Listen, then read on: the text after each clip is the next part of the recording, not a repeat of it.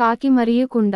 ఒకప్పుడు ఒక వేడి వేసవికాలంలో ఒక కాకి చాలా దాహంగా ఎగురుతూ నీటి కోసం వెతుకుతూ తిరుగుతూ వచ్చింది. చాలా దూరం ఎగిరినా ఎక్కడా నీరు కనిపించలేదు. చివరికి ఒక తోటలో ఒక కుండ కనిపించింది. కాకి చాలా ఆనందపడింది. వెంటనే దానిపై కూర్చుని లోపల చూసింది. కుండలో నీరు ఉంది కానీ చాలా తక్కువగా ఉంది. కాకి తన ముక్కుతో నీరు తాగాలని ప్రయత్నించింది కానీ దానికి సాధ్యపడలేదు. నీరు చాలా లోతుగా ఉంది. అది నిరాశ చెందింది కానీ వదిలిపెట్టలేదు. కొంతసేపు ఆలోచించింది, నేను ఏమి చేయాలి అని. అప్పుడే అది చుట్టూ చిన్న రాళ్ళు పడి ఉన్నాయని గమనించింది. అప్పుడు దానికి ఒక తెలివైన ఆలోచన వచ్చింది. కాకి ఒకదాని తరువాత ఒక రాయి తీసుకుని కుండలో వేసింది.